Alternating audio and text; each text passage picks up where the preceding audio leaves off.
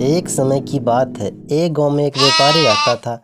वो अपना पेट भरने के लिए गांव-गांव जाकर टोपियां बेचा करता था।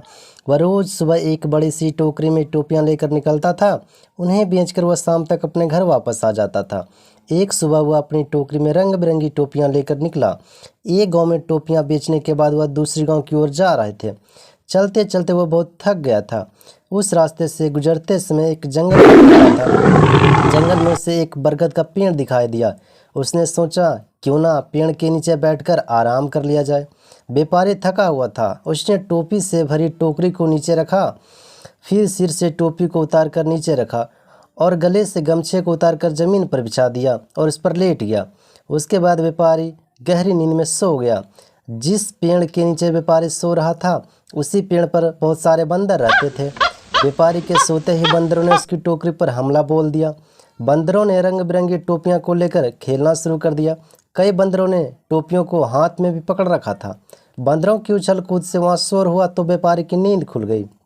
नींद खुलते ही व्यापारी के होश उड़ गए। उसकी टोकरी से सारी टोपियां गायब हो चुकी थी। सभी बंदर हाथ में टोपी लिए व्यापारी को देख रहे थे। व्यापारी ऊपर बंदर की ओर देखा तो उसे समझ आ गया। व्यापारी परेशान हो गया। वह सोच में पड़ गया कि अब टोपियां ना बेच पाने के कारण उसका कितना नुकसान हो जाएगा। यही सब सोचते हुए वो अपना सिर खुजाने लगा। उसे ऐसा करते देख भी बंदर ने भी सिर खुजलाने लगा। व्यापारी को यह देख गुस्सा आ गया। उसने गुस्से में अपने सिर पर अपना हाथ तेजी से मारा। बंदरों ने भी अपने हाथ से अपने सिर पर तेजी से मारा।